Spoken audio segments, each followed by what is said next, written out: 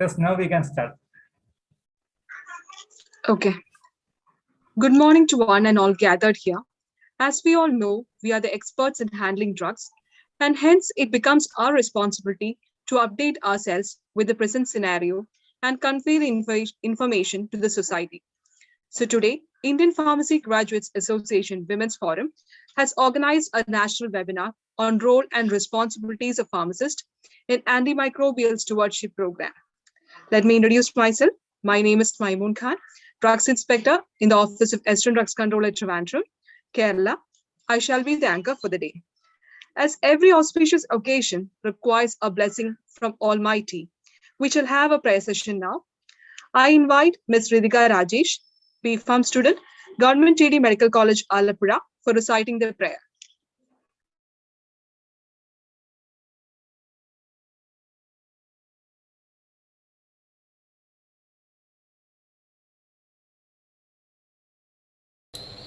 Ritika?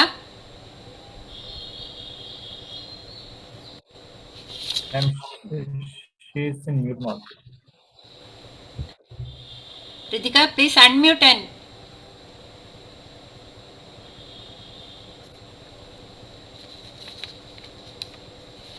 Hello, am I audible? yeah. Yes.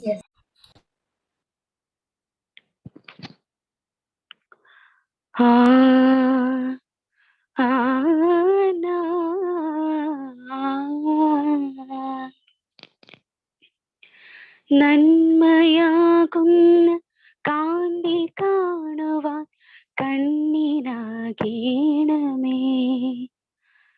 നല്ല വാക്കിന്റെ ശീലു ചൊല്ലുവാൻ നാവിനാകേണമേ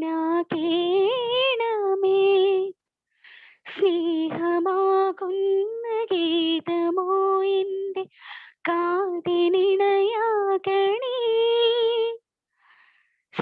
സത്യമെന്നുള്ള ശീലമോടെ ഞാൻ ശാന്തിയറിയണമേ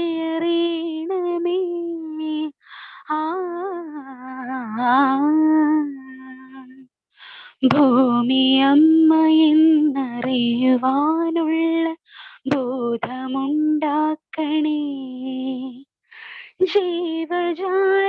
ജീവജാലങ്ങളാകെയും ജന്മബന്ധുവായിടണേ ജാതി ഭേദങ്ങളെന്ന ശാപമോ ദൂരെ മറയണമേ ലോകമൊന്നിന്ന പാഠമെന്നുമിൻ മനസ്സിലെഴുതേണമേ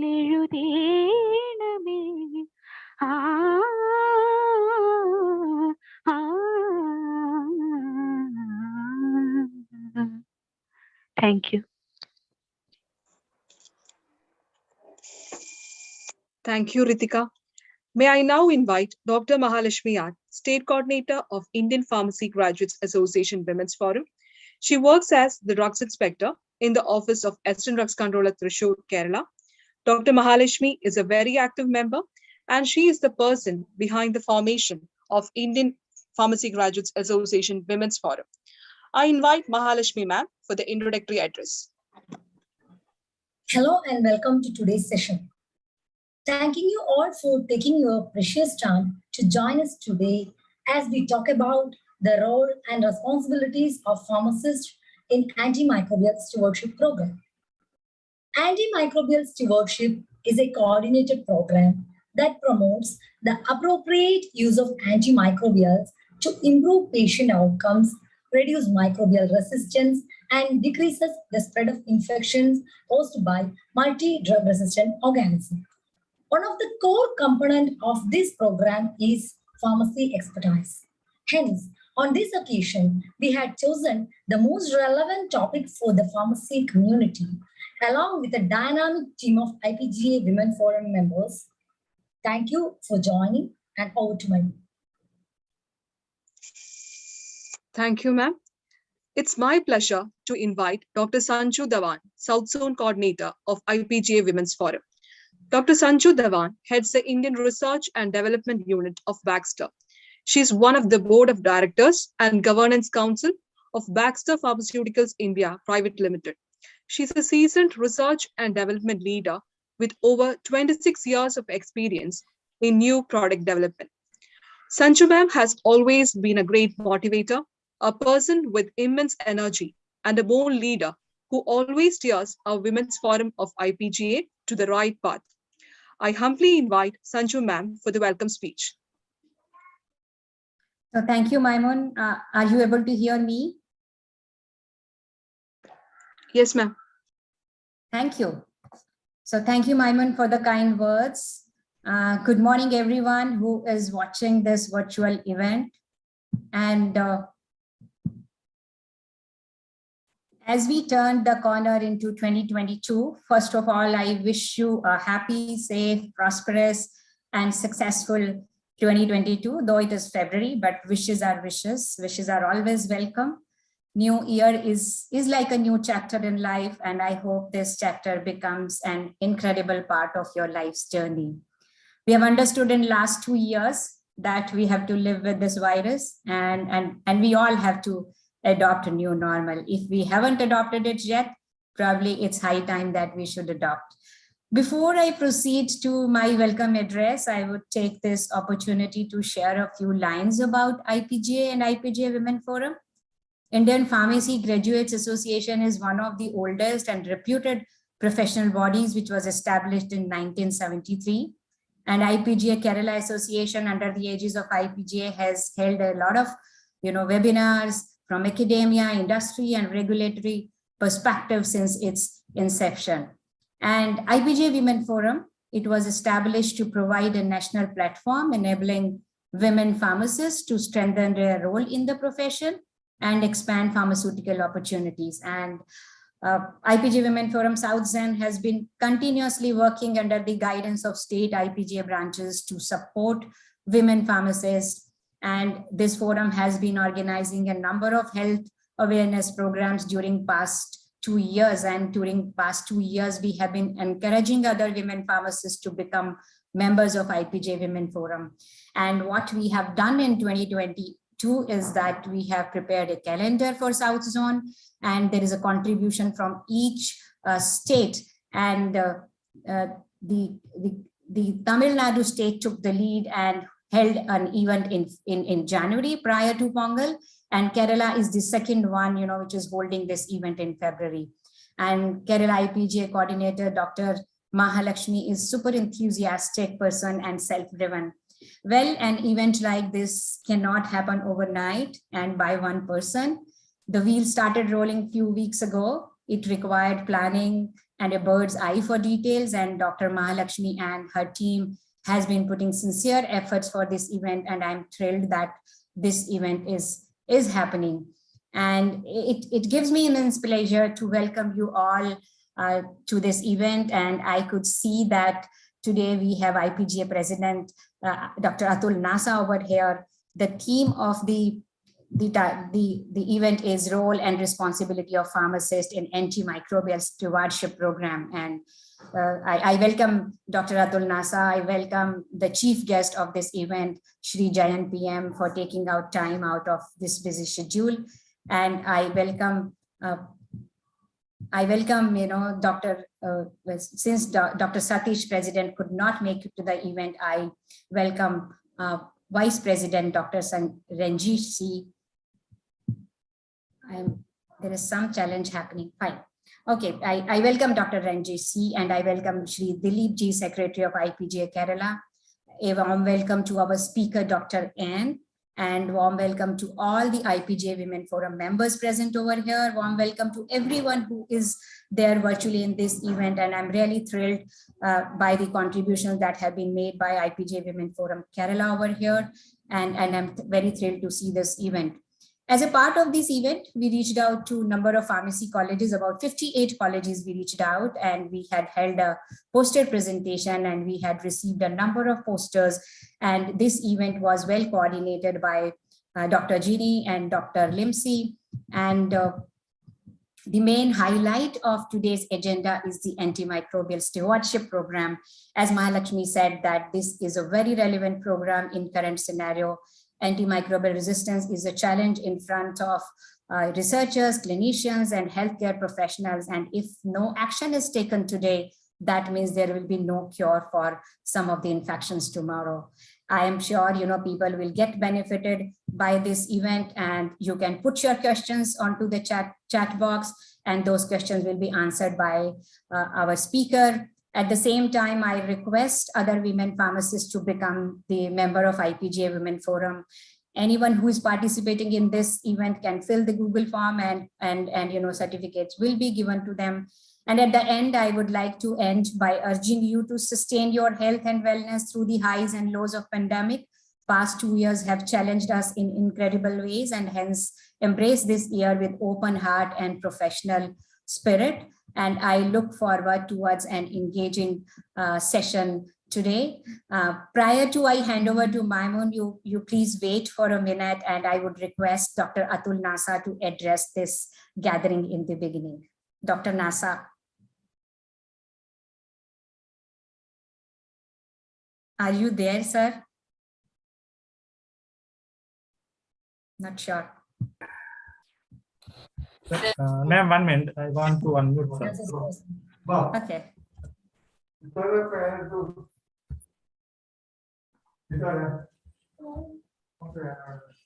Sir? Yeah, hello. Sir. What? Yeah, I'm audible. Hello, I am audible. Yes, Yes, sir. sir. Yes. Thank you. Yeah, very good morning to all of you. And I congratulate IPGA for organizing this seminar on this lovely Sunday morning. All the participating webinar on antimicrobial resistance. See, this is very relevant topic. We know that WHO has given a data that most of the world, and including our country, is suffering from antimicrobial resistance. The reason being, it may be misuse of antibiotics, it may be overuse of antibiotics, it may be self-medication or other relevant issues. And we have seen in the pandemic time also, particularly whether the antibiotics are required or not, that is to be taken care. So it is the role of the physician, it is the role of the pharmacist. They have to tell to the consumer what they have to do, what they have not to do, but antibiotics should be used very carefully. Otherwise, alarming data says by 2050, there will be 1 death after every 5 seconds due to the misuse of antibiotics. So let us join our hands as a pharmacist, and we have to play a very important role in educating each and everyone that antibiotics should be used very judiciously. I will not take much time. The speaker of the day, the chief pharmacist from the JSS hospital, Dr. Annu. She will be deliberating a lot on the theme of the conference. And my special congratulations to Dr. Mahalakshmi, Ms. Sanju Dhawan, and all other members of the IPGA Kerala branch and South Zone for arranging this webinar. With my best wishes to all of you. Thank you very much.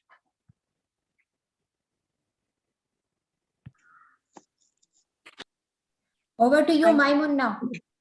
Thank you, Atul sir and Sanju ma'am, for your inspiring words. Thank It's you. a great honor and a proud privilege to invite our chief guest, Sri Jayan PM, the Drugs Controller and Licensing Authority of Kerala State. Jayan sir has always been the mentor and guide for all of his drugs control enforcement officers. He completed his B.Pharm from College of Pharmaceutical Sciences, Medical College Trivandrum, and M.Pharm in Regulatory Affairs from JSS Mysore. Sir, with his immense knowledge and experience, leads the Drugs Control Department in the right path. He was a former president of Kerala State Drugs Control Enforcement Officers Association. Now I humbly invite Sir to give the presidential address.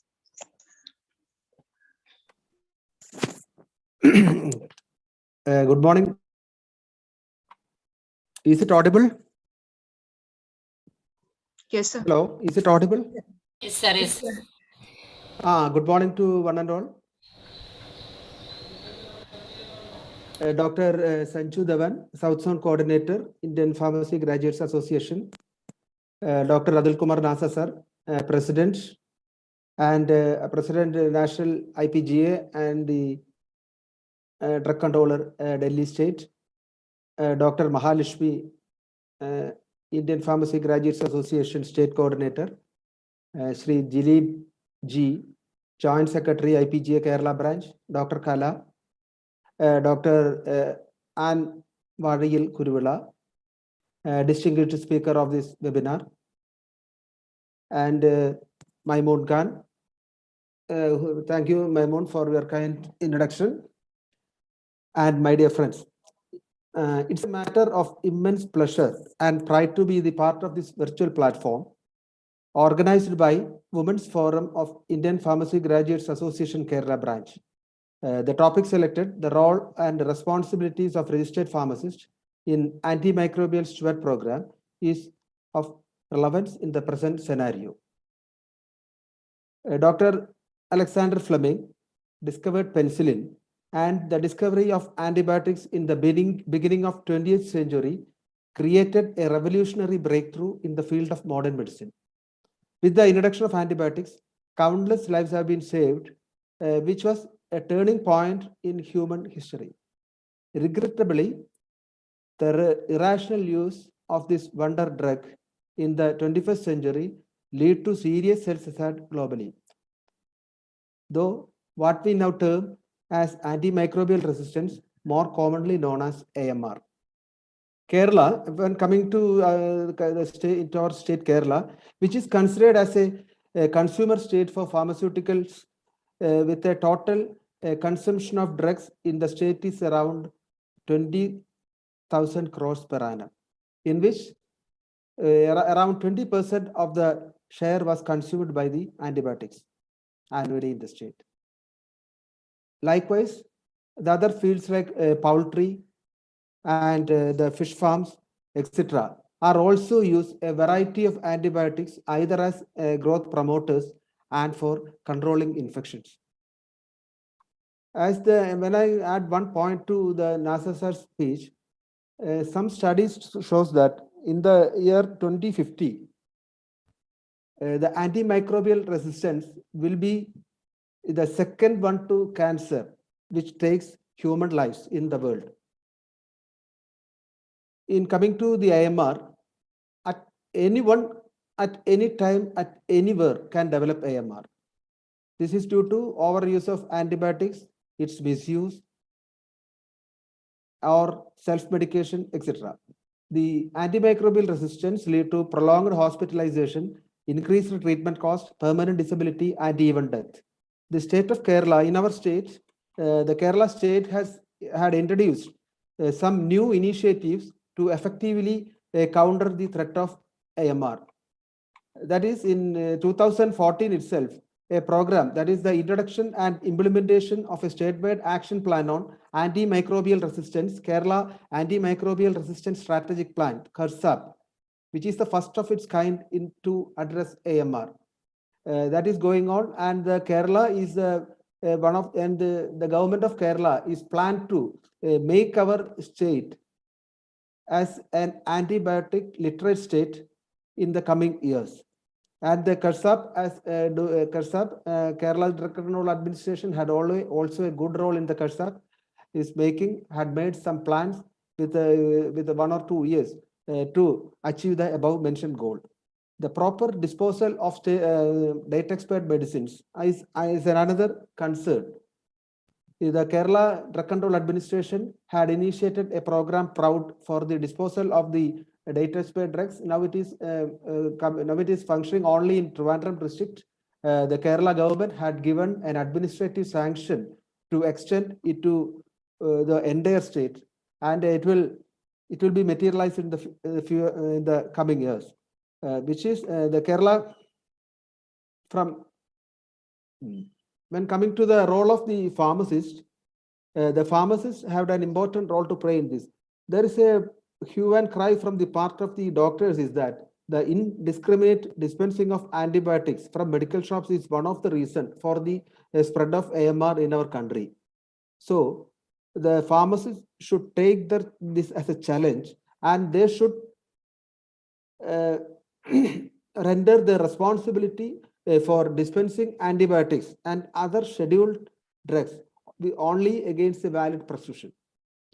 So I once again thank you, extending my sincere thanks to the organizers of this function for inviting me to this webinar. Thank you.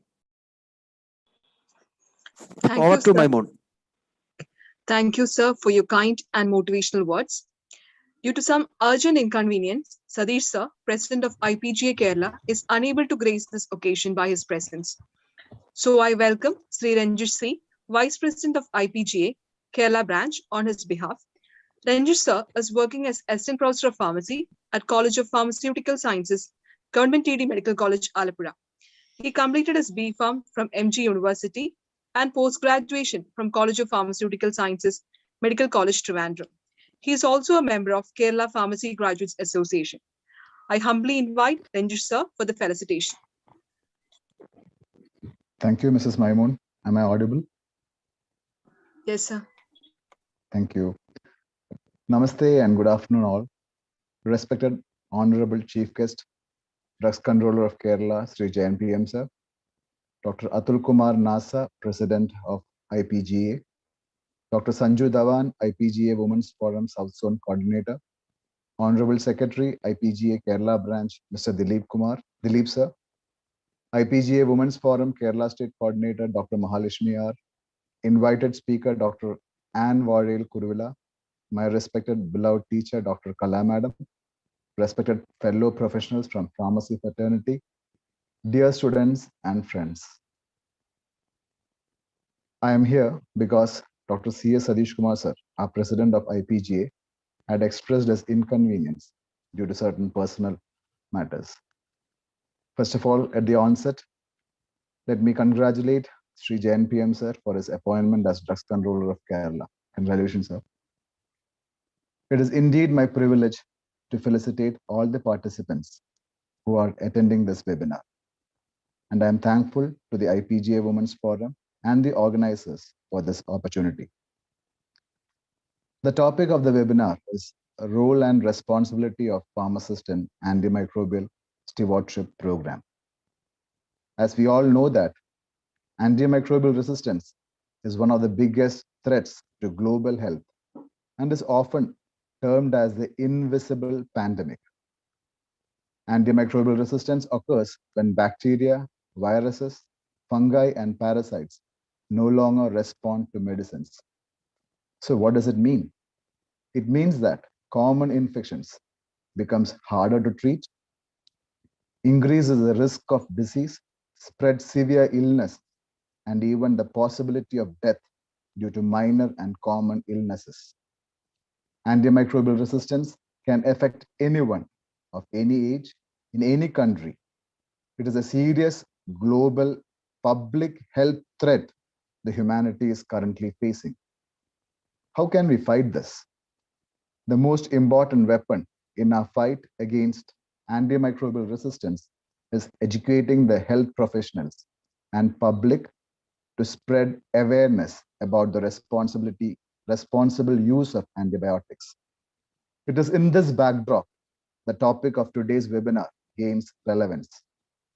The most significant step in fighting antimicrobial resistance is to promote optimum use of antibiotics.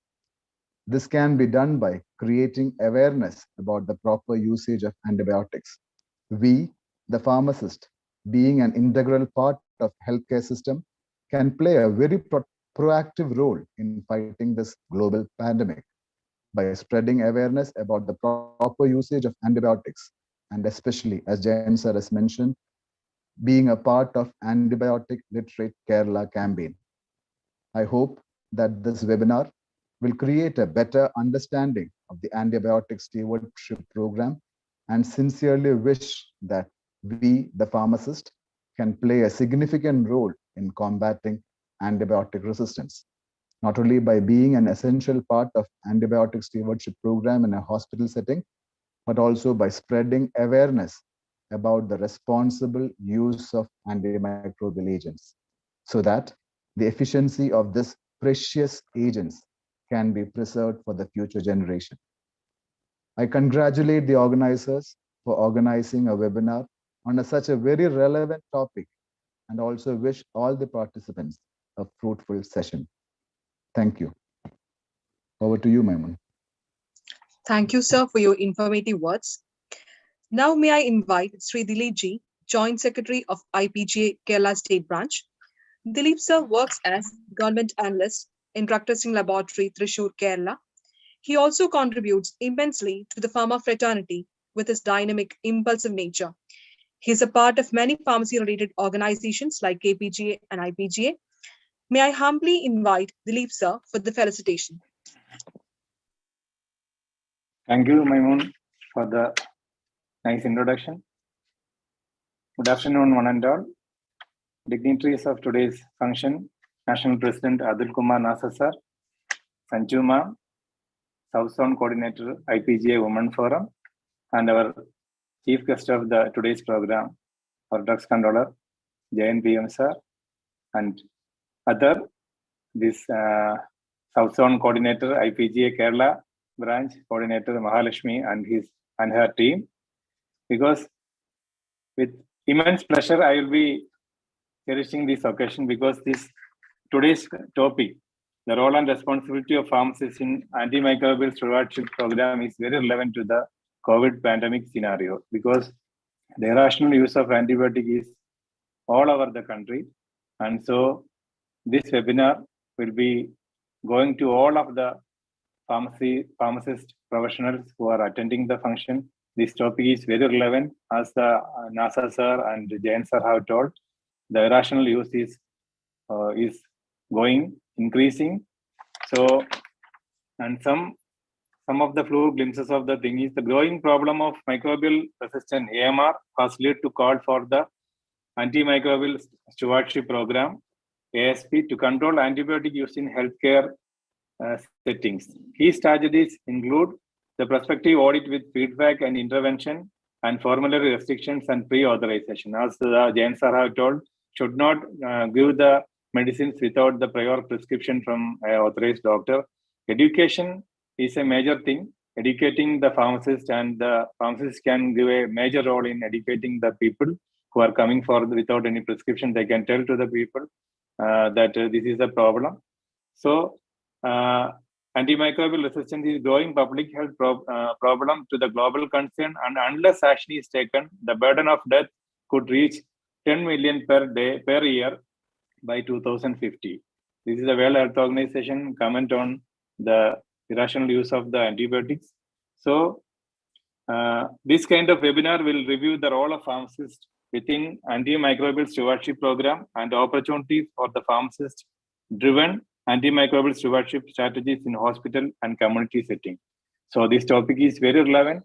I congratulate the Women Forum Coordinator, Dr. Mahalakshmi, and her team for organizing this wonderful webinar, which will be very much essential for this current scenario of COVID pandemic. Thank you once again, one and all, for organizing this and giving me an opportunity for felicitation. Thank you, one and all. Wishing a grand success to the program. Thank you. Over to Maimun. Thank you, sir, for your kind words. Before we move further into the sessions, I request you all to fill in the Google form for providing your feedback. Google form will be posted in the chat box towards the end of next session. Moving on, may I now invite Dr. Kaladi, who is a professor and head of College of Pharmaceutical Sciences, Government TD Medical College, Alappuzha.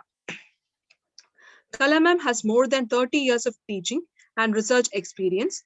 She has a lot of research and review articles published in journals and presented research findings in national and international conferences.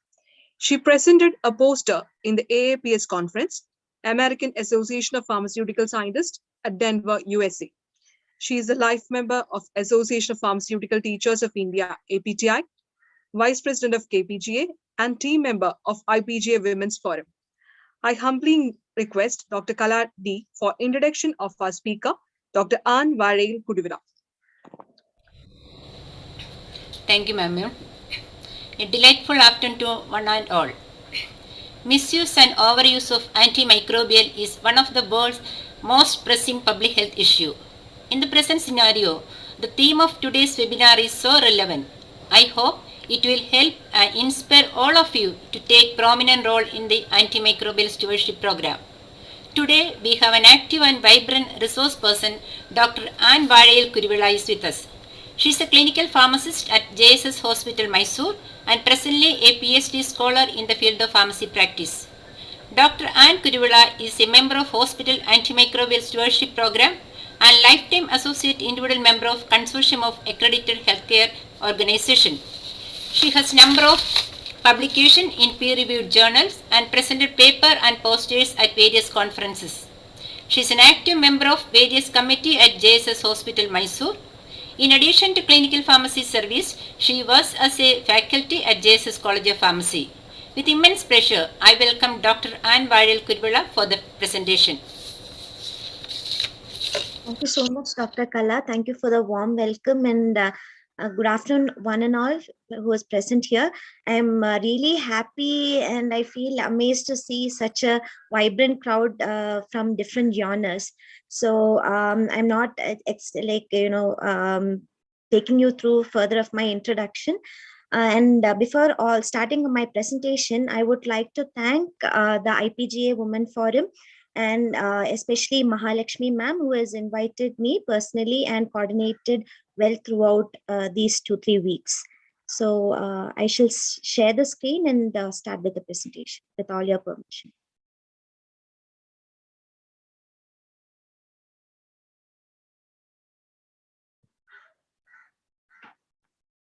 I hope it's visible.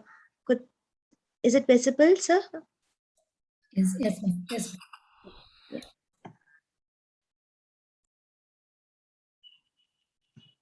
Yes. So today would be speaking about the role and responsibilities of pharmacists in antimicrobial stewardship program. So as I'm a clinical pharmacist, I would take you through initially through what all we do in a hospital and how we do it. And it was well enlightened by Jayan sir. And we would be just going in detail with all the aspects that we follow in the hospital. And the reason why we have kept pharmacists is so that we can incorporate the responsibilities that each of a pharmacist can do from different genres of pharmaceutical field. So it may be from the regulatory authority, it may be from the hospital pharmacy, it may be from the community pharmacy. So let's not just seclude ourselves towards clinical pharmacy.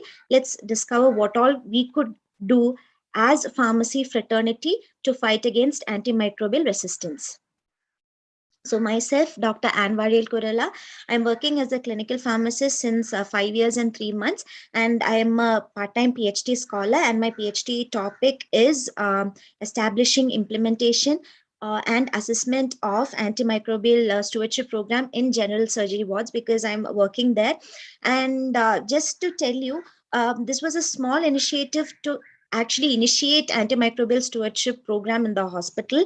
And as we know that we can start small and then aim big. It is known as the long hanging fruit of any research. So I found it a necessity to practice the same, because in surgery wards generally we see more of antibiotics used. It may be for the prophylaxis, and because you know that surgical prophylaxis, because of the surgical procedures, we'll have to add on antibiotics. And what we have done is we actually assessed it initially, the prescription patterns and the antibiotic use, and we had formed an antibiotic policy, which was indeed a clinical pharmacist initiative movement. And we had formed the antibiotic policy based on the ICMR guidelines and the existing national guidelines, along with the comparison of IDSA and CDC guidelines. And then we had to come with a consensus with the surgeons and the microbiologists, and then we formed an antibiotic policy, and we are continuing with the same.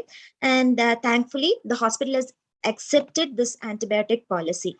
So what I have to say in the beginning of the presentation is, yes, pharmacists are evolving, and we have even reached into practice, and it's nowhere far, and we can't just say, you know, within 10 years we are going to reach where we are. We have reached where we are, and we have to encourage ourselves and move on. So what I feel is the main responsibility of a clinical pharmacist is to have an understanding of all the clinical fraternity who is existing in the hospital and elsewhere. And the role of the pharmacist is to liaise between the different medical fields so as to bring a difference in the practice. So why do we think a lot about, antimicrobial resistance, about antimicrobial stewardship program? Because we have n number of, drugs that come into the market. So why do we emphasize on antibiotics? As we see, and as we have mentioned, as the renowned personalities had mentioned in between, inappropriate use of antibiotics plays a major role in emergence of resistant strains of antimicrobials. So just I'm not including most of pharmacology or microbiology, but just I want to say is it's not just as we feel, if you just take the antibiotics, it's just being for that organism. Even we have microbes in our body which would get resistant if you use antibiotics unnecessarily, and these germs can transfer this resistance to the other bugs. So through horizontal gene transfer or vertical gene transfer. And currently, at least 700,000 people die each year because of drug-resistant diseases. And according to the WHO reports, we see that because of drug-resistant diseases, 10 million deaths might take place by 2050. So the most alarming thought that has to come to us while using antibiotics is more than of AMR, we do not have more new classes of antibiotics. And since 1980s, we have not have a new class of antibiotic. Maybe we had the new antibiotics, but it's already coming out of the existing classes of antibiotics, which has to be worried of. So since 3 decades, we have had no antibiotic coming into, into the practice. Either we can say that the pipeline is dry and discoveries are still taking place, but it has not reached into practice. So what do we do in AMSP or antimicrobial stewardship in a nutshell? So basically, in the medication safety, we have the 5 R's. So the exactly same thing we do practice in antimicrobial stewardship. So we have to see whether the right drug is given to the right patient, to the at the right dose and right route and right time. So you might feel, how can we do this? Would the doctors cooperate if we suggest? Yes, we would be agreed with, but with the condition that we have to understand the clinical scenario, because always the theory and practical, it's just different. Whoever practices, we know how the practicality is. So we might have to understand the clinical scenario and what are the risk factors of the patient, like comorbid conditions.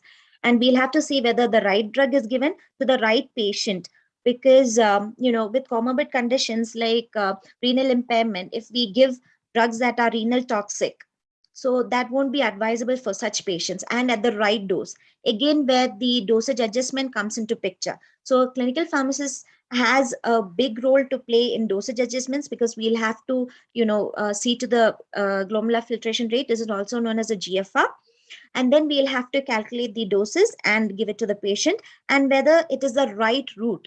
So it is always a myth that we have that only IV has 100% bioavailability, but there are drugs like linezolid, which has 100% of bioavailability even in oral form. But okay, I'm not emphasizing more on linezolid because linezolid is a reserve drug. But we have other drugs like fluoroquinolones and all that, which is used, which has at least 70 to 80% of bioavailability when you give it orally. So, and we always have to keep in mind that whenever we give an IV, the patient should be in a critical condition, and she should not be prolonged more than 48 hours or 72 hours. And we have to see whether a de-escalation can be done, which I would be explaining in the future slides. So at the right time. So if you don't administer the drugs at the right time, that can also lead to antimicrobial resistance, which we actually don't tend to see too much, but we'll have to see to the right time of administration of antibiotics. So let us see what are the 5 Ds, which are very specific to AMSP. So we have to see whether there is a right diagnosis, which is pulled in by our medical fraternity.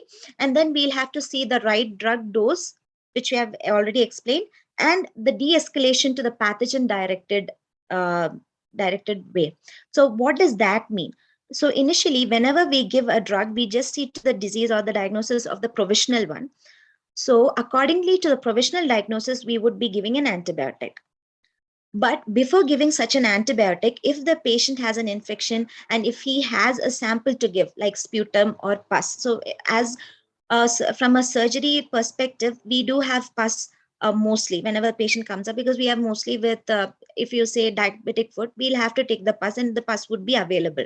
So in such conditions, we'll have to collect the pus and then send it to the microbiology lab and then start with the empirical treatment. So no one stops you from giving the empirical treatment, an antibiotic before the test. But what we have to do is only after collection of the sample, we'll have to go on with the antibiotic treatment. And once a report comes, we'll have to see to the antibiotic susceptibility, and then we'll have to choose the right drug according to the patient. So, and the right duration. So many of the times, this is what we feel. So even in our setting, that was an issue, especially in surgery, because the surgeons have a fear, and we can't blame them for that, right? Because that there are great amount of risk of SSIs, and then even in hernia surgeries, you have meshplasty, which is a foreign body which tends to cause infections. But we'll have to see to the right duration right now, because we are at a bad stage, which I've already mentioned in the statistics. By 2050, people are going to die in huge. So we'll have to see to the right duration. So what we can do is initially start with talking to the surgeons and the other fraternity who are there with us in the ward, and just see for mild or moderate cases. So once the mild or moderate cases get subsided, they'll gain a trust, and then you can go and move on to the serious cases. But the other thing what we have to think about is an understanding. So if it's a major case, so that's why I always, as a teacher, I tell my students to. So even if the patient has the same diagnosis, every patient is different. The presentation is different. So we cannot say that for X patient, this was a treatment, so that has to go on for Y. So that is all about right duration and therapy. I'm not prolonging it again.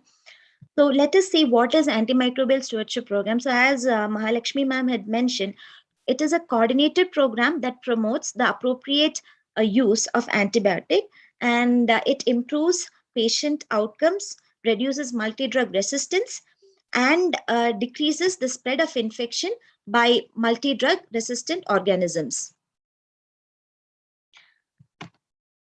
So I hope that all are aware, because it's a very simple definition. So why do we have to do with an antimicrobial stewardship is only if we use it appropriately. So for example, maybe I can take an example of using a broad spectrum antibiotic. So always we feel that giving a broad spectrum antibiotic is a safer side, because if you go with a narrow, it just covers just a spectrum of organisms where you're not very sure which spectrum of organisms can cause a disease. So usually what classification we use, very rawly, is above the diaphragm it's more of gram positive, and below the diaphragm it's more of gram negative. But there's a slight change when it comes to skin, it is more of gram positive. So whenever you have such an assumption, and when you can start empirical treatment, it is always better to go with narrow spectrum antibiotics targeting such specific sites. So in that way, we can improve patient outcomes, wherein the patient outcomes may be, the reduced length of stay or reduced cost that the patient has to bear. And the cost includes not only of the drugs, not only of the hospital stay, but also of the diagnostics test that happens in the hospital when he is at the hospital. And in the same way, when you reduce the duration of the therapy, it can reduce the multi-drug microorganism resistance, and it decreases the spread of infections by multi-drug resistant organisms. So this is all about the AMSP team. So we work as a team. There's no one like just a one person or two person. We might have an anchor, definitely, but then we all work together. We all sail together, though we have a single anchor of perspective of using antibiotics very safely. So let's see what is an ideal stewardship team. So it is headed by an infectious disease pharmacist, infectious disease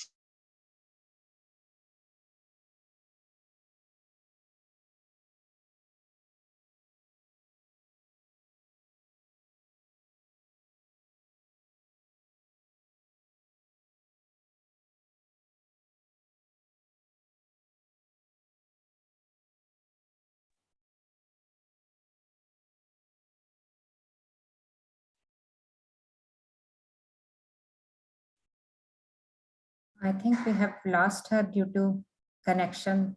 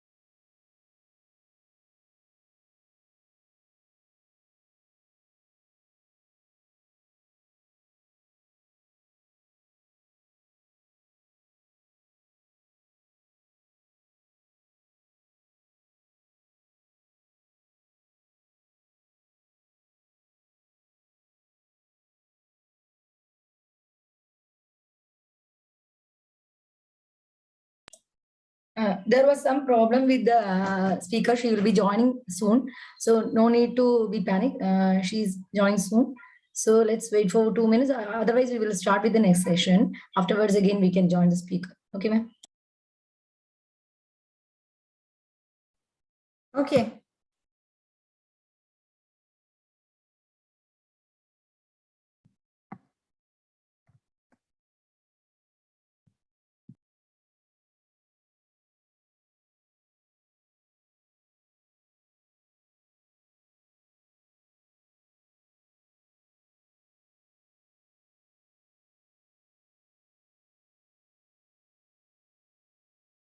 Limsy ma'am. Ma'am join ചെയ്യാൻ പറ്റുന്നില്ല. Limsy ma'am, are you there? Yes, I'm here, ma'am. Please, She's telling that please as ask the her limit to. is exceeded, she was unable to join. Please ask her to. She I think we have full participation, so she may not be able to join now. That's also one of the challenge. Yeah. So we have to see how to do that. Yeah. Actually, I think Maharashmi madam, please ask her to send the request. Now the participants are on 99. Okay. Okay. Please ask her to send the request. But I think she's joined. I think she should keep on trying so that. No. Now it has come to 100. 100 only.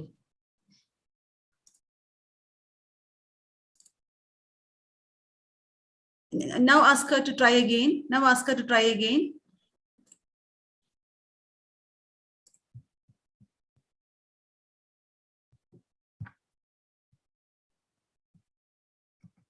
Madam, please ask her to try again. Now only 95 participants. She already sends. Yeah, she's trying to join. But it's not coming. Yeah. She's getting connected, I think. Getting connected? Yeah, she's telling it's showing connecting like that. Okay, then it will come because she has already. I'll make her as a co-host. Okay. Yes, Once admitted, I'll make her as a co-host. Okay. Yes, ma'am. It came. Okay. Now she's online. She's online. Okay, I'll make her as a co-host. Yeah, Dr. Sorry for this interruption, host. Now she's co-host, she can continue.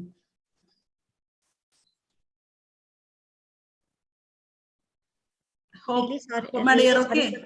Yeah, It's yeah. okay. It's okay. You can continue. You can continue. Fine.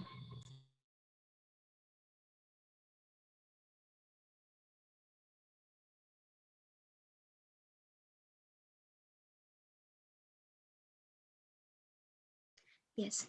So I'm starting from where we left off. I was mentioning about the infection control, and lately we would also feel, why is it about the information system that comes into picture in an AMSP? So an information system would come across different interventions Excuse me, that. ma'am, 1 second. Could you make it a slide?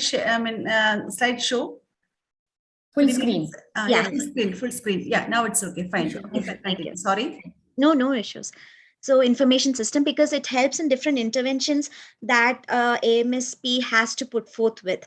So as we mentioned about pre-authorization and about the different microbiology reports that can come up, and it helps in liaison between different fraternity within the AMSP team. So that is all, and information system is very important in that sense, and especially in the pre-authorization, because usually in a pre-authorization, which we would see in the future slides, is the request has to go to the pharmacy from the AMSP. So initially, the doctor who has to prescribe or who wants to give a specific medicine, mainly it would be a reserved antibiotic, has to get it approved from the AMSP team of the hospital, and then that request has to go to the pharmacy, and then he can get the medication to the patient.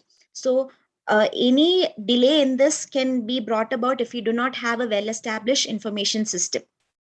And also the initiation of a drug, of a definitive therapy, which can be only got through the information system via the microbiology department. So and it's not always that you can go in hand, maybe even if it's a 50-bedded hospital, or maybe even 100-bedded, you could do that. But in a tertiary care hospital, like with more than 1,000 beds and 1,800 beds, it would be very difficult for the departments to reach across in person. So let's see the different steps involved in the setting up of AMS, that is an antimicrobial stewardship program. So the first thing is administrative support. So without administrative support, I am doubtful that whether we could do something about the antibiotic, restrictions and the inappropriate use of antibiotics. So I know that all of you are well experienced in that. So I don't want to pose more about the administrative support. But yes, nowadays everyone is moving into the sense of, even though the basically what it is all about, it is not always about financial incentives and all that. It is basically based on the patient's safety. So if a doctor loses a life of a patient, so they always will be dealing with the medical legal cases, and they are the only ones responsible for the same. And that would also challenge the reputation of the hospital too. So that is all about the administrative support. But nowadays everyone is understanding it, because we are slowly taking it up, and it is also not as a single person, it is from the global, it is from the national, and even we have actions plans too. So that is all about the administrative support. And to form an AMS team, so that is also very relevant, because whoever is there in the AMS team should be a representative for the all-round hospital, which he should be convincing all the people all around the hospital. So they should choose a very good representative. And what I feel is running short in different hospitals, even though we have wonderfully running AMS teams, is we do not have an infectious disease specialist. Because if we have an infectious disease specialist as the head of the AMS, it's going to be a wonderful thing, because we'll have a trust that, the specific physician is well versed in infectious diseases, and there would be more cooperation. And maybe it would take a shorter time rather than a longer time. But yes, always we could not have such, because we don't have such financial support, and because of different factors, we can run elsewhere, all the other way also, but it might take a bit more time. And formulation of an antibiotic policy is also important, if you ask me, because that would help actually, rather than a pre-authorization. If you come in with an antibiotic policy, and as I have done in my PhD research, if you go in for a consensus antibiotic policy, it's just going to be wonderful. And there, the doctors won't have, or the surgeons won't have a loss of autonomy of prescription of antibiotics. So, and the other advantage is we could also go on with antibiotic cycling. So that is also a main agenda of the AMS program, wherein you can use an antibiotic for a period of time, and when you just revise your policy according to the resistance pattern in the next 6 months, you're just going to change almost all the antibiotics that was put forth in the first antibiotic policy.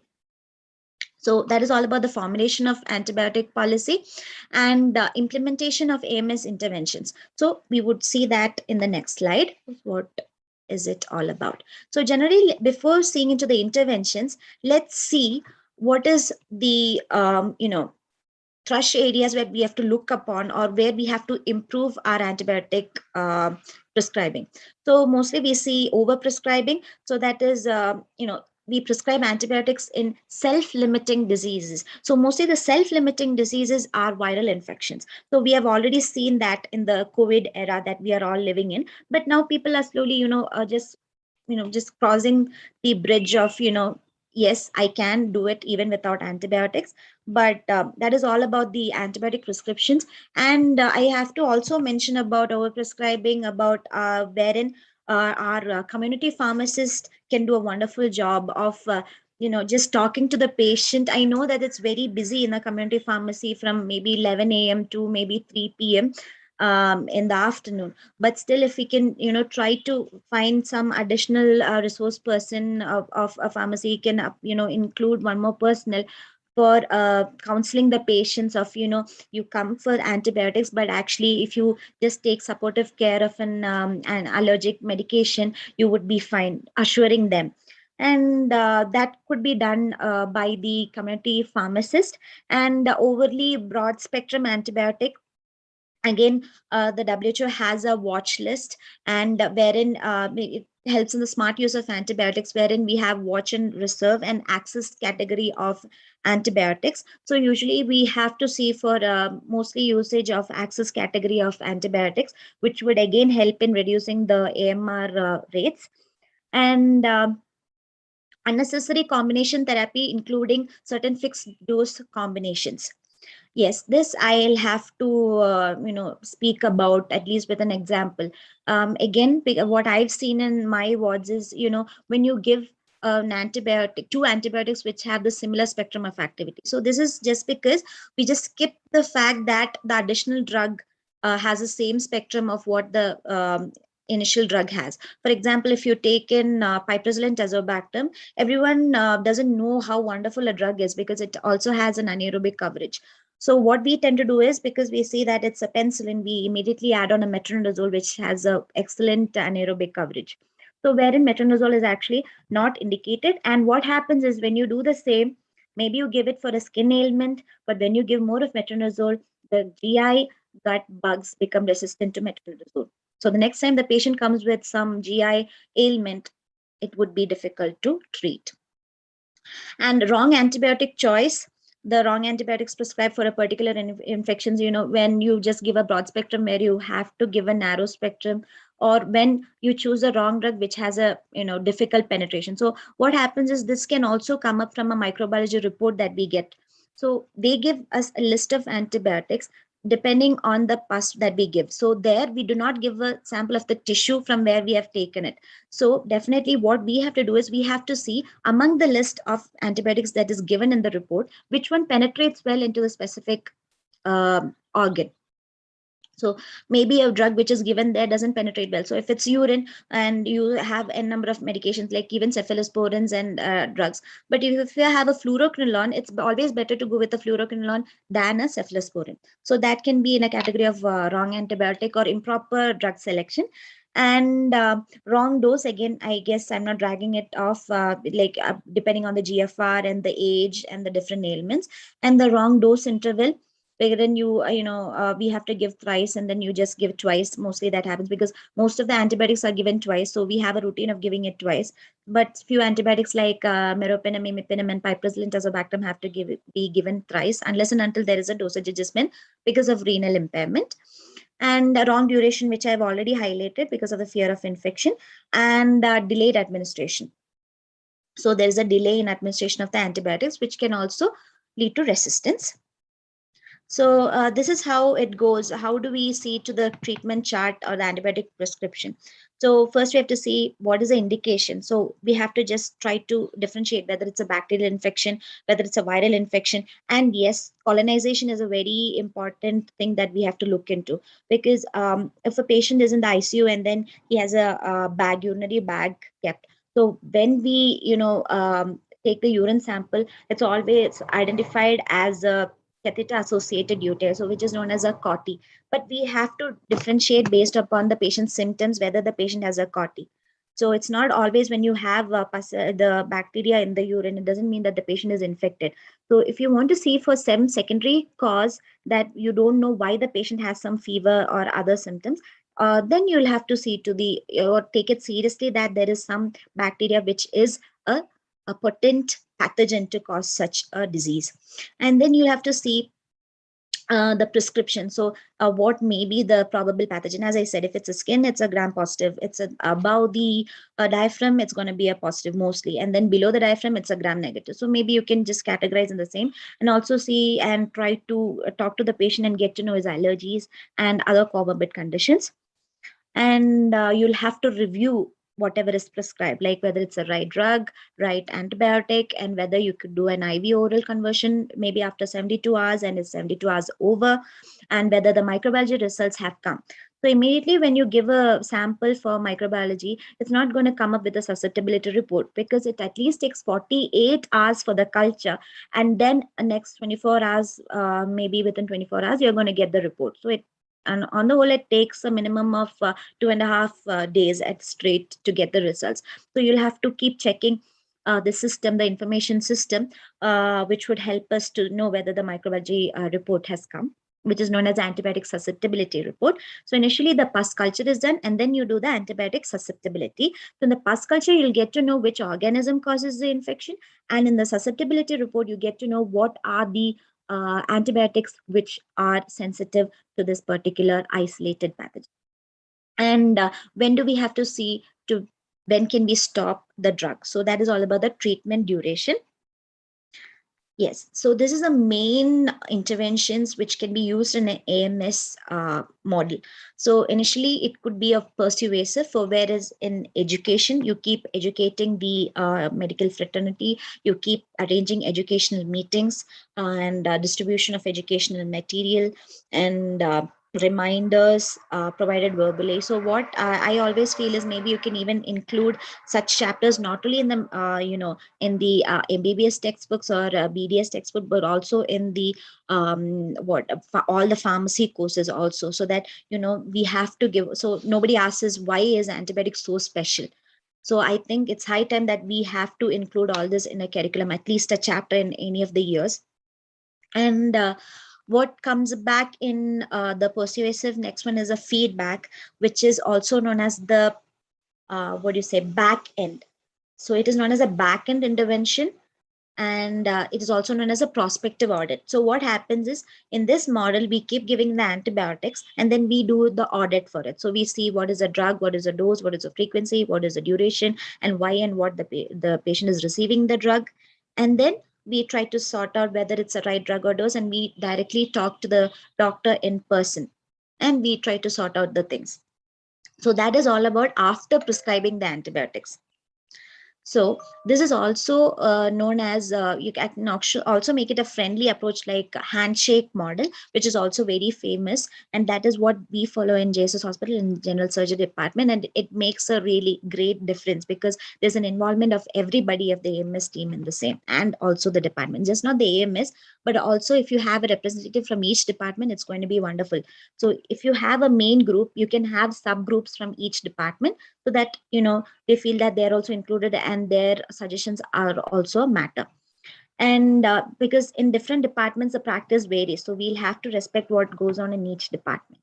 So the next one is the restrictive or the pre-authorization.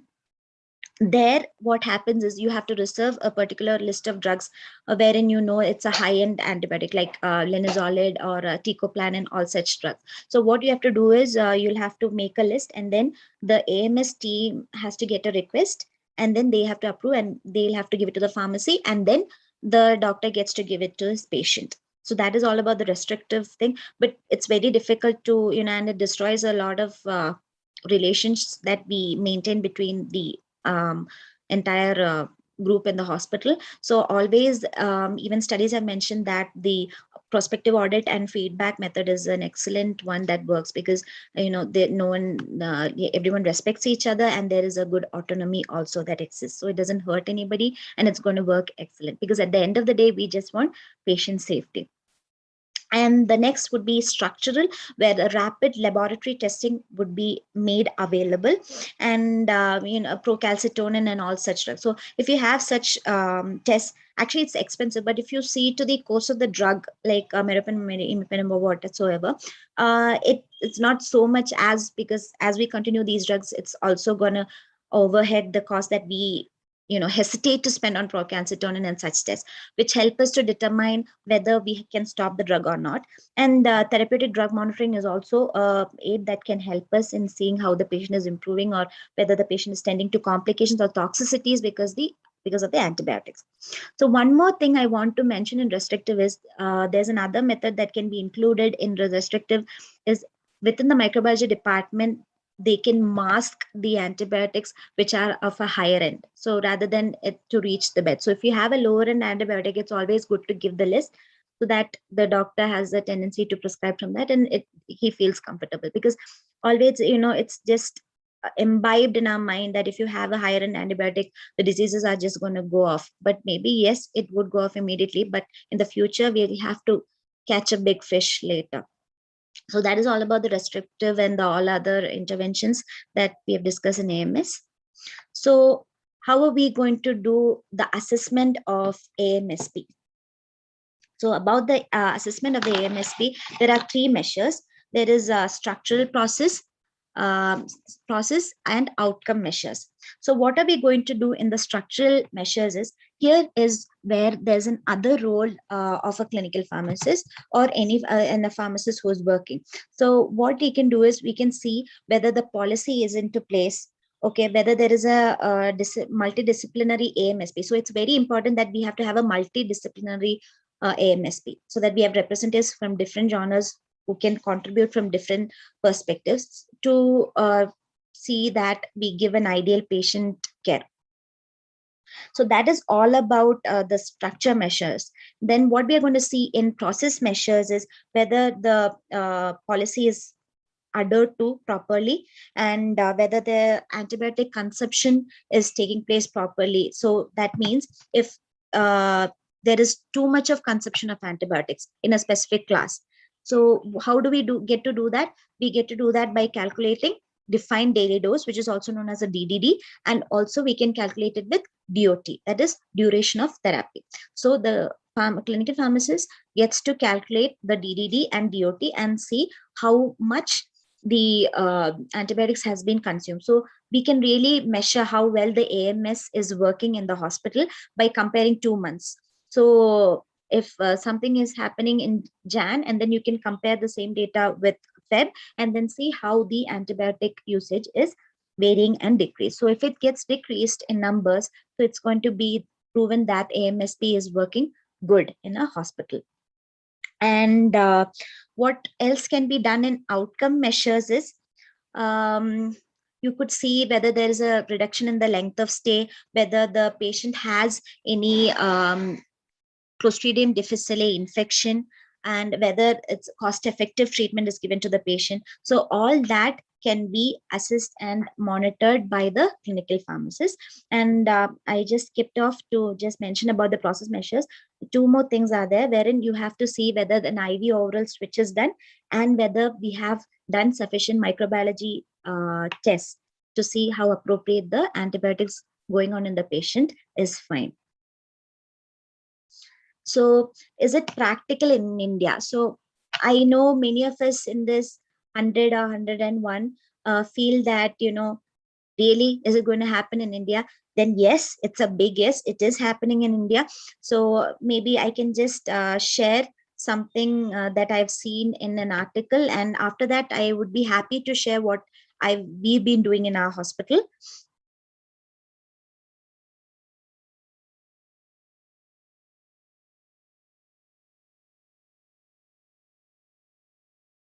Is the screen visible? Madam, it is visible, but it is not in slideshow. Please make it a slideshow. No, I'm sorry, ma'am. This is an article, so I just wanted to show. So if No, No, ma'am, no, it's a same slide deck only. sorry, it is not visible. Not visible. It's not oh, coming. it's not visible. Okay, sure. It is just the slide what you presented before. Yeah, got it. Thank you. Thank you. Is it visible now? Yeah, now it is visible. Now the article is visible. Yes. So this is a study which was done for assessing the antimicrobial stewardship program practices in India. So here they've mentioned that in 2013 the study was done, and they were asked about different activities that were carried on the behalf of AMS. So if you can see that all the institution had contacted with tertiary care healthcare institutions, and it was funded by the government, and how many were there. And you can coming to the main point, you see that the written documents were available with 40% of AMSP. So we had hospitals with 40% of AMSP way back even in 2013, and 75% of hospital, we had a hospital infection control also, and we had a hospital infection control guidelines to 65% for the antimicrobial agents. So 65% had the guidelines for the antimicrobial agents. And you can see that AMR data were analyzed by 80% of the healthcare institutions. Okay. And then the antimicrobial agents usage data were analyzed by only 25%. Even though we collected the data, but it was only analyzed by 25%. And the major intervention that was done was prescription audit and feedback by 30%. So this was the data that was the most recent one, which has elaborate discussion about it. So I just thought of sharing it so that you feel that there is an example. So moving on to what happened in my institution was, before 3 years we only had a compliance of 30 to 40%. That too way back we didn't have a policy. We were still working on a policy, and we just saw to the ICMR and the other resistant pattern information that we got from the microbiology department. So what we saw was around 45 to 45% of drug only used properly without any interventions from our side. But only with the clinical pharmacist intervention, we had to see immense improvement in the antibiotic use, which was 95%. Yes, you heard me right. It was a 95% of increase of appropriate antibiotic use, which is actually, whenever I say this to someone, everyone actually feels very amazed and say that, no, that's not going to happen. And I face this in 2-3 presentations, but yes, and our doctors are very happy with whatever is happening. So yes, we are growing and people have started recognizing us, but maybe we have to just move ahead and prove ourselves. That is always true, because unless and until we try to prove, because everything was running very smoothly without us, like at least in an assumption. But then to make our place, we'll have to prove and share our information and always have a healthy discussion. So that is all from my part that I have a suggestion about. So moving on to the next slide. Yes. Before concluding, I also wanted to mention few points about how we can educate the general public about using. So even the general public have a hand in appropriate antibiotic use.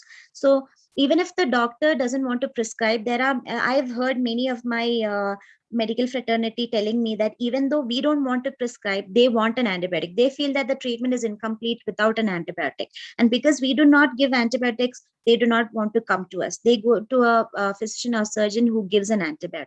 So I guess the mindset should be changed first, rather than always blaming only the medical of pharmacy fraternity. And we'll also have to see to the giving antibiotics over the counter, because we do not know whether it's for the animals or for the humans.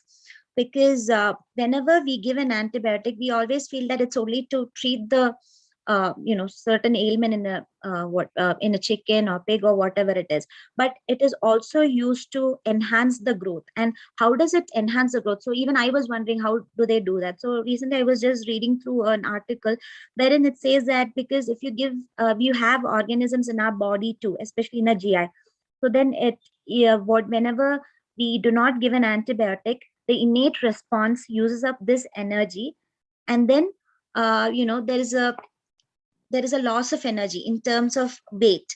So if you actually eliminate the organisms in the GI rather than defending them, so what happens is that energy which was utilized by those GI organisms are going to go into the growth, and it enhances the weight of different organisms, be it the different cattle like pig, chicken, or whatever. So that is how it is going to promote the growth, and that is how it is known as a growth promoter. And what happens in this state is resistance is going to grow on, and we are going to consume it, and it's going to be a big issue again. So this is all studied upon an initiative known as One Health, which was taken up by the WHO. So I guess all of us have to join hands and also ensure the public that you're going to be fine even without an antibiotic. So moving across the regulatory authority, what we could do from our part, from the regulator, because my Lakshmi ma'am had told me that, please try to include whatever possible from everybody because everyone is participating. So I'm sorry if I say something wrong because I'm not much into the regulatory authority, but from whatever little knowledge I have, I feel to just share something for those who are into the regulatory. So if you, I'm always happy that if we have a discussion too of whatever, like from your part also, you can contribute and we can enhance the discussion. So probably I was thinking about, when I went through certain research papers, after having this thought, maybe we could have scheduling and subsiding restriction. So if we like in certain countries, we categorize antibiotic as prescription only schedule. So wherein there's a restriction in giving it as an OTC medication. And we can also, subsidization can be reduced so that there is a control in the state drug use. So that is one of the initiatives that can be done. And we can also have prescribing directives and guidance. So the regulatory authority itself can have a directive, but we'll have to be aware of what is a current clinical scenario rather than just bringing down restrictions in prescribing different antibiotics. But in the light of the new evidence, maybe we can have few directives and guidance also can be given to the physicians of prescribing the various antibiotics. And then we can also have prescribing information. So I think that is much lagging everywhere because we are not aware about the resistance pattern, which is, and we just stick to it for, if we get some data of some research article, we're just going to stick to it maybe for a year or two, but actually it changes every month, which may be not practical, but at least in 6 months, if we have any when we manufacture the medication or antibiotics, if we include that in the leaflets, it's going to be a benefit so that the physicians can be aware about the present scenario. And we can also have an indication review. So the licensed indication can be gone through and just revised according to what is the current scenario. So maybe you can pull out an indication or add in an indication according to the present scenario and the present evidence. And incentives to antibiotic development, because we are facing a lot of resistance, and we all know that it takes a lot of money for the new drug application and all that. So if we reduce the fees or waive off with the help of the government, and if we give a status of orphan drug for drug use status for certain medication that can be used for serious conditions, and if we join hands with the industry and we provide funds to find out a new molecule and do research, because even if you have a easy access to the regulatory authority, and if they just join hands with the clinical research, what is going to happen is we have a detailed PKPD studies. We can cut the number of studies that is done in the second phase, and we can directly go into the optimal dose selection in the third phase.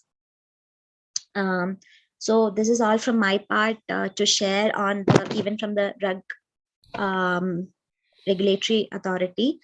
And thank you so much. And I'll always be proud to be a clinical pharmacist wherever I am and whatever I am. So thank you once again. And if you have any doubts, I'm open for questions. Thank you, Dr. Ann. Some questions are to be clarified, so I'll read it. Yes.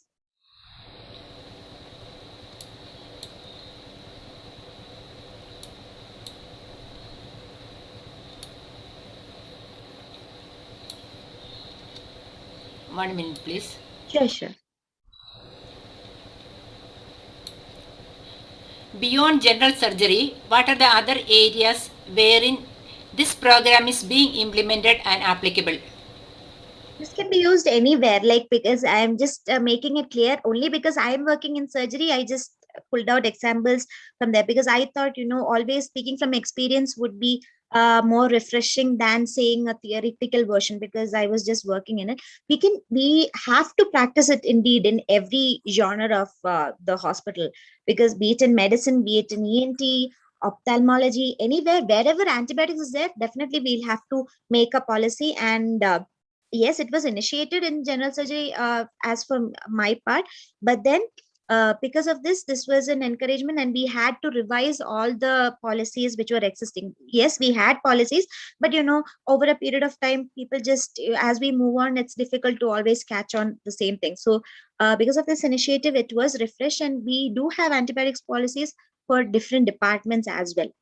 So everywhere this consensus method was used also for the antibiotic policy. Everywhere it is very useful. Is not restricted to the surgery. Wherever antibiotic is there, you have to think about AMSP now. That is how we are running out of antibiotics right now. So there's no other choice. Okay. So next question is, how is the antibiotic treatment impacting COVID infection? Pros and cons. According to me, it's only cons, because as a viral infection, there's no point of giving an antibiotic as such, and people have to come to that realization. And we have wonderful antivirals right now, like remdesivir, and it's easily available. It's not like the first wave that we had. So there's only cons, if you ask me, because as you give antibiotics, and if it's not beneficial, you're going to run into the AMR, and people are going to die, as Jain sir had mentioned. It's going to be a worse scenario in 2050. So it would be the second rank, meant to take away lives by 2050. So I only believe that there's only cons because of it. Yeah, in Kerala, during the initial stage, azithromycin that is widely prescribed for all patients. Yes. Now it has only placebo effect. Yes. That's it, ma'am. So you already said it. So what is going to happen is, even now, like it happens, like if we try to, though we say this, we also, if anybody has a sore throat, they're directly going, even though we know that you're not supposed to take it as an OTC, you directly go for azithromycin. Yes. There are a lot of people who say that there's no effect with azithromycin. So where are you going to go? So I always say, if you started with amoxicillin, you would have been well better with azithromycin right now. Now you started with azithromycin, now what are you going to do with it now? Okay. So that is also another thing. Yeah. What are the ways in which general public can contribute to this program, as many of these things, that is prescription, antibiotic, and right dose, are within the control of physician? Yes. Yes, it is with the general public. Can I make just one statement for that? Actually, I am a clinical pharmacist, and I understand my doctors, whoever with me, and I know the situation. For that one sentence, the general public know that the doctors have that in control, and they're trying to influence the doctors to get the antibiotics. I guess that is a one point that we have to admit, and no one is ready to say that. So the general public feel that the treatment is very inadequate if the doctor doesn't give an antibiotic. I've seen many parents, especially in pediatric population, because mostly in pediatrics, anywhere, I guess, the pediatricians are, reluctant to prescribe an antibiotic. They'll be like, the baby would be fine. Just give him some milk or supportive care. He's going to be fine. So the parent will be like, see, the doctor didn't give an antibiotic. Yes. But the doctor's thinking, this baby should have some antibiotics in reserve, at least from my contribution by 2050. So that's what the doctor is thinking, because in neonatal care, like I do go because I am an antibiotic steward. Whenever there are referrals, they do call me in any department, even though I am well established in general surgery. I've seen in NICUs, if you go and see the reports, the susceptibility reports, I've seen in one baby, there's only colistin sensitive. Now, can you tell me whose responsibility is it? Is this because of the baby? He just came in and it's been just 10 or 15 days that he was in the incubator. So who's responsible? Okay, madam. Where do we stand, especially in India, in terms of rapid diagnosis of microorganism causing infection? Then how much time does it take to identify the organism? It takes 48 hours to identify, because it depends on the growth. Sometimes, organisms don't grow suddenly within 48 hours, and even the patient would be sick. So the doctor would be like, definitely there would be an organism. So we extend the culture to, in incubation so that it grows. So it varies, but on an approximate, it grows within 48 hours. So you can identify the organism within 48 hours. So in India, where do we stay? See, I can't even blame India for that, because we are still a developing country. Even though, when I go through the journals and we see for waiver off, I've seen that India is a developed country. But actually, no, we are still in a developing pace. So it is costly, as I said. So even though we know that the duration of therapy is going to extend and it might charge more, but because we suddenly see a bit high amount for the test, we just be hesitant and we feel that we shouldn't go for the testing. So that is one thing. And rather than that, what I feel is, even though we test, what we do is we do not do it in a proper way. So when we take a swab, actually we just do it a peripheral swab. So when you take a peripheral swab, in the skin, you can have many organisms, because especially in a hospital, when you go, the atmosphere has some organisms and you have patients also nearby. So you're going to get a different swab, which is going to be a false report. So there is a procedure that you should follow for the swab collection itself. It should be coming within the wound. And the other thing is, it should be done before prescribing the empirical antibiotic. So that is also very important. Rather than doing the diagnosis test, whoever does it, at least if we be more keen on doing the test properly, I think it's going to be good. A similar question. In UTI and all, broad spectrum antibiotics are usually prescribed before the culture report. Please comment on it. That's why, yes, ma'am. Thank you for that question. As I mentioned, it's always good to go on with the principle that I said, like the gram positive towards above the diaphragm and below the diaphragm, it can be negative. And above more than that, you always have to see that in the urinary tract, you'll have gram negative organism. And we all know that E. coli is the most prevalent organism on and up. So it is always good to give a narrow spectrum antibiotic which has a gram negative coverage and which penetrates in urine.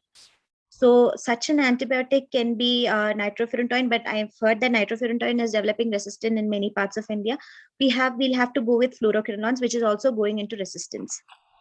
But these are the options. And if it's complicated, we can even go with trimethoprim sulfamethoxazole, which penetrates into the urine and has a gram negative coverage. So we have to see to the penetration and the causative organism as well. Okay. Nowadays, some doctors prescribe multi-antibiotics as an empirical therapy. What are the intervention we pharmacists can do if the hospital do not have any pharmacy practice department? If we do not have a pharmacy practice department, ma'am, like just to make it clear, so who would be making the intervention, ma'am? Like there would be a clinical pharmacist, isn't it, ma'am? Most of the hospital in Kerala, there is no clinical pharmacist. Okay. So what do we do in that case? Educating the medical, that's what I said. Maybe you could include a chapter in, at least in the upcoming medical students, about AMR and, the significance of using antibiotics appropriately. That is the only call, because if we don't be there, the doctor should be well aware of what is happening and how they can, and they should always be promised that nothing bad is going to happen to the patient, because they are well concerned about the patient safety and patient care. Similar question. Why did prescribe antibiotics for viral infection like COVID? Because of the symptoms. Okay, symptomatic. Major symptoms were sore throat. So in sore throat, what happens is, what happens is, there'll be severe throat ache, which happens usually in the bacterial infection. So that was the initial thing that might pave the way for azithromycin. Okay, madam. What are the efforts being made towards discovery of new molecules? Any specific funding programs by the government that you are aware of? I'm not aware of, I'm sorry, I'm not aware of any funding projects for the new molecules. I'm not aware. Okay.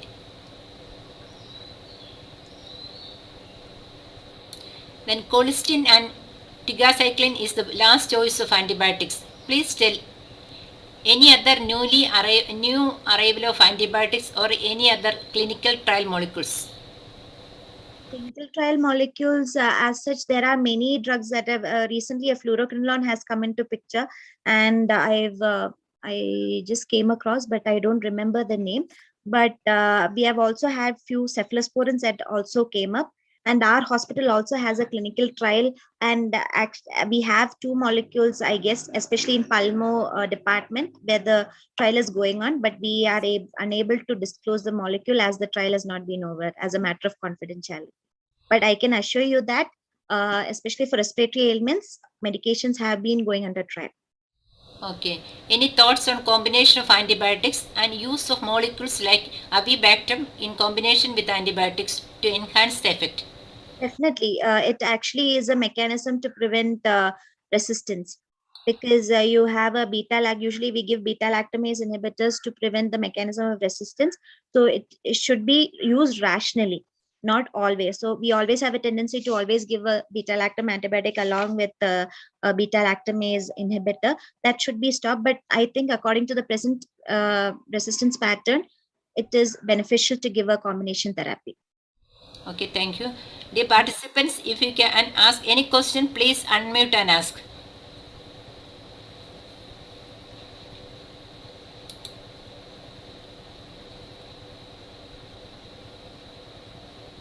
Any question, please?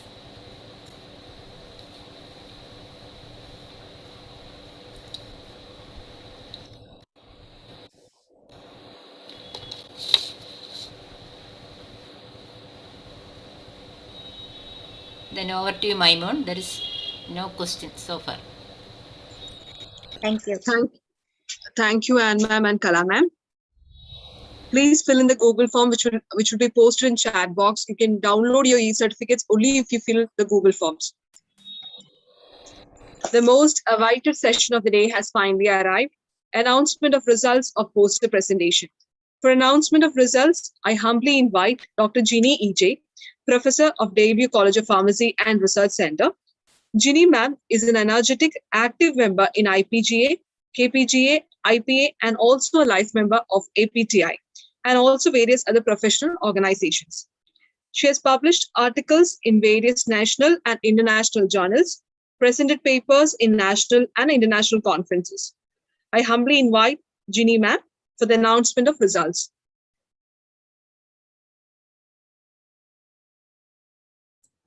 Thank you, ma'am. Am I audible?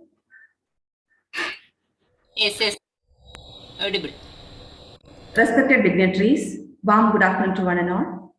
On behalf of National Pharmacist Day celebration, IPGA Women's Forum Kerala had conducted poster competition on 12th January 2022 for pharmacy students and working pharmacists in Kerala, based on the topic Impact of Antimicrobial Resistance on Future Generation.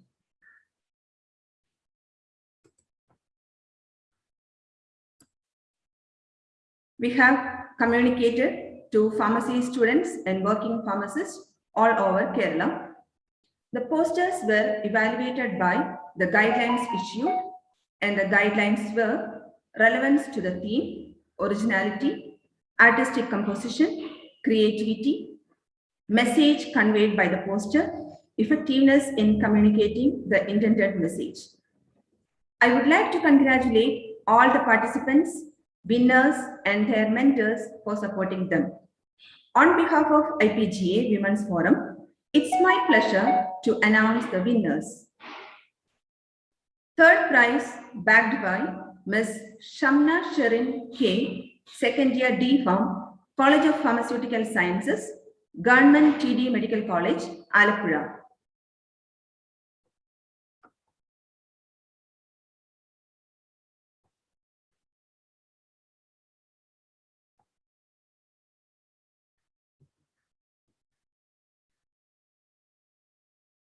Second prize backed by Ms.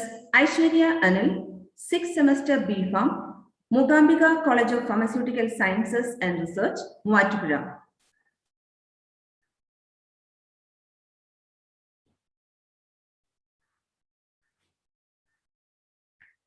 First prize awarded to Ms. Anjana Mohan, 6th semester B Pharm, Mugambika College of Pharmaceutical Sciences and Research, Muatupura.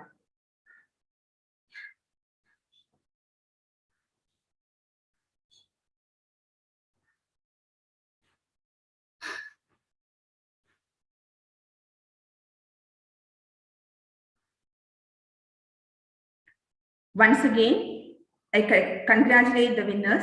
Thank you. Thank you, Jeannie ma'am, and congratulations, winners.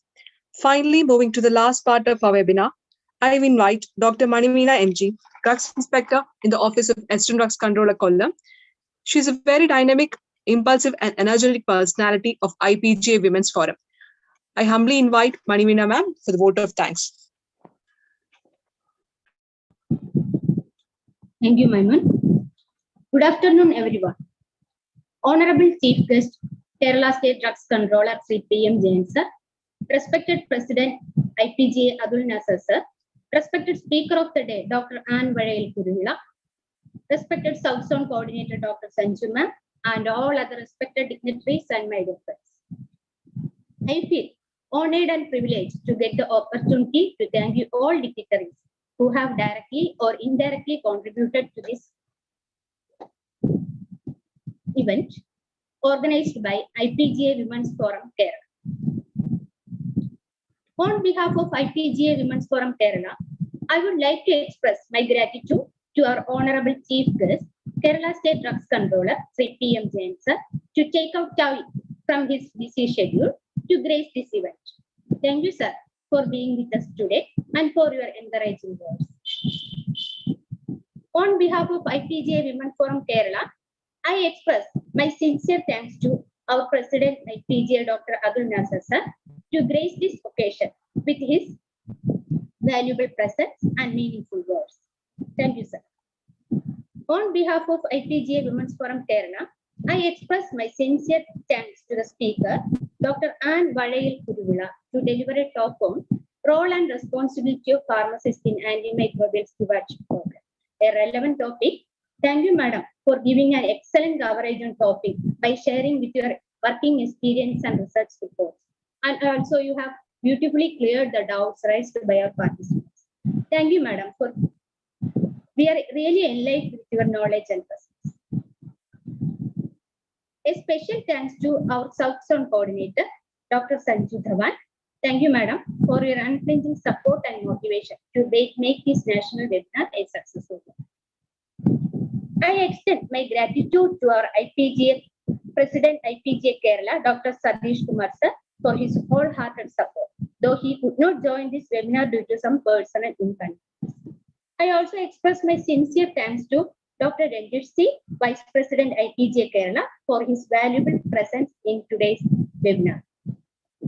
I also express my sincere thanks to Sri Dilip, Joint Secretary IPGA Kerala, for his immense support.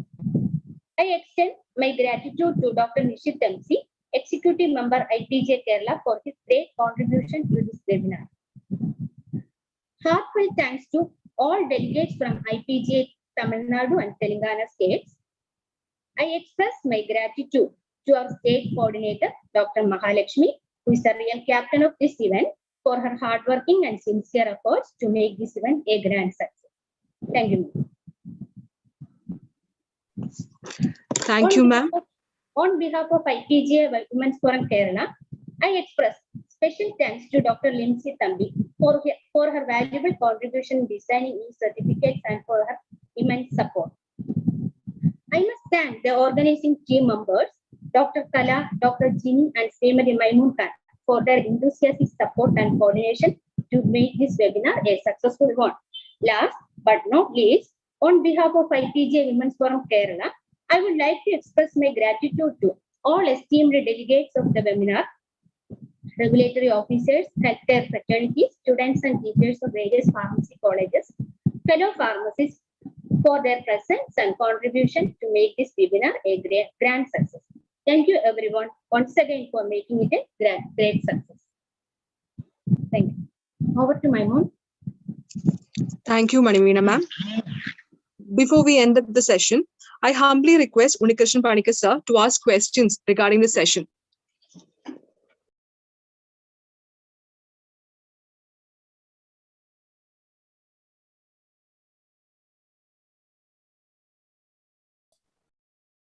So please unmute.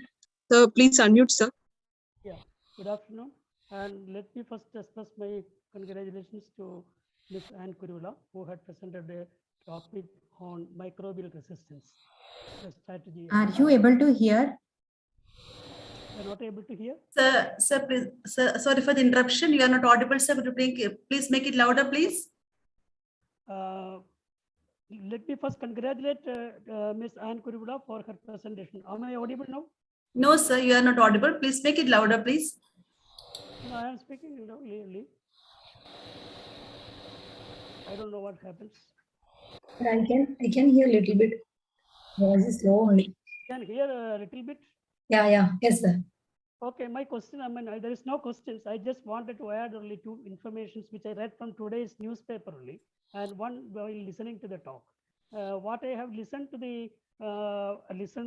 the question from what I have listened to the talk is there was already a question if multi-antibiotics, more than one antibiotics are used together, prescribed together for an infection, what will be the ultimate result?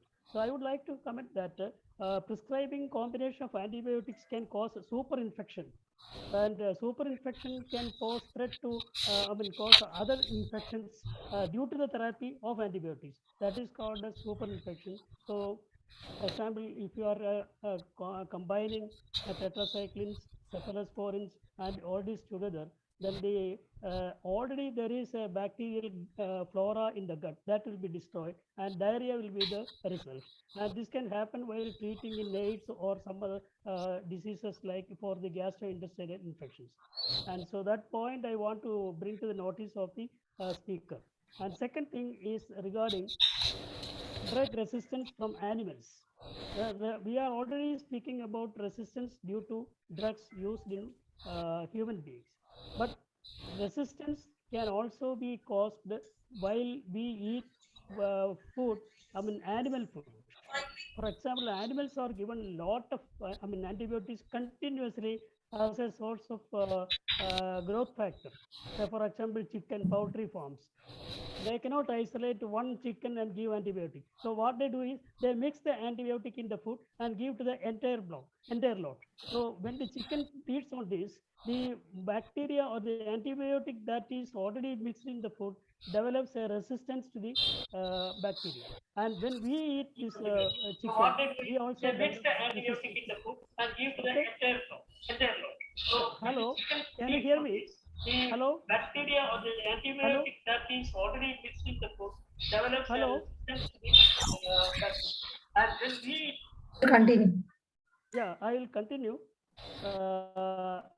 That is the one point, that is the resistance that can be caused with the use of animal food. And the third point, which I have just read in newspaper today, we are always saying that we are fighting against microbes, but there are some beneficial use of microbes also.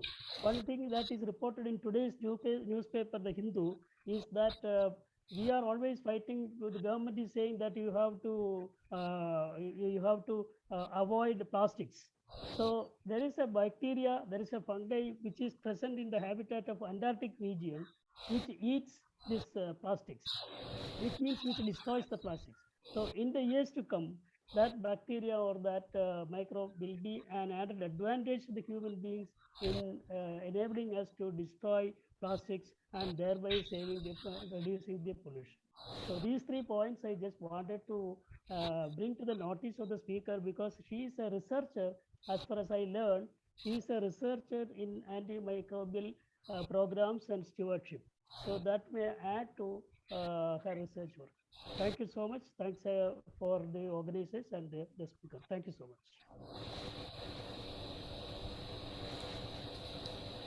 Thank you so much, sir, for your very informative words. As at last, as every good day has to come to an end, we wind up today's session with a promise from IPGA Women's Forum to meet you all again in another interactive session at the earliest. Thank you all. Thank you. Thank you, Maimun. And thank you, Mahalakshmi. Thank you all team. Thank you. Thank you, ma'am. Thank you. Thank you, ma'am. Thank you. Thank you.